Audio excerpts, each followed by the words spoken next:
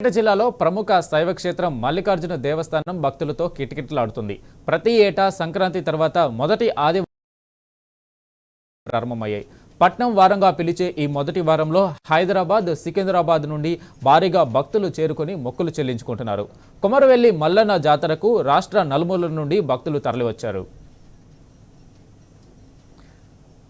జాతరకు తరలివచ్చిన భక్తులు మేళ తాళాలతో, డప్పు వాయిద్యాలతో, పోతురాజుల విన్యాసాలు, శివసత్తుల పూనకాల మధ్య మల్లన్న నామస్మరణతో మారుమోగింది.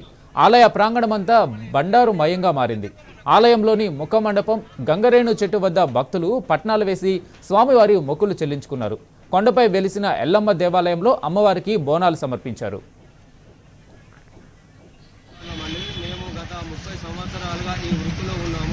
ఈ పనిని వృత్తిని నమ్ముకునే జీవనోపాధి గడుపుతూ ఉన్నాము. మా జీవనోపాధి మొత్తం ఇదే వృత్తిలో ఉన్నాము. మా తల్లిదండ్రులు కానీ మా తాత నాయన వాళ్ళ నాయనలు, మా అన్న తాత వాళ్ళ నాయనలు గత సంవత్సరాల నుంచి మొత్తం ఇదే సేవలో ఉన్నాము. స్వామివారి సేవలో ఉన్నామండి. స్వామివారిని నమ్ముకొని జీవనోపాధి ఉన్నాము. వేరే పనులు ఏం చేసినా కానీ స్వామివారి బండారు కొమ్ము తీసుకొని బండారు గురించి కష్టపడ్డాము. స్వామి మండల స్వామి మాకు ఏ ఇబ్బంది కలిగినా ఈ దేవిని కలుసుకుంటే మాకు మంచిగా అవుతుంది. వీడికి వచ్చి బోనం చేస్తాం. మా ఇష్టపూర్వంగా తలవాళ్ళు పోస్తాం, బండారు ఇస్తాం, బంగారం ఇస్తాం. మా ఇష్టపూర్వం మాకు పిల్లలు కావాలనుకుంటే పిల్లలు అవుతారు, సంతానం బిడ్డలు కావాలంటే బిడ్డలు అవుతారు. మాకేది కోరుకున్నా దేవుడు మాకు మా సంతానం ఇస్తాడు. అట్లా వస్తాం. మేము భక్తులతో వస్తాం.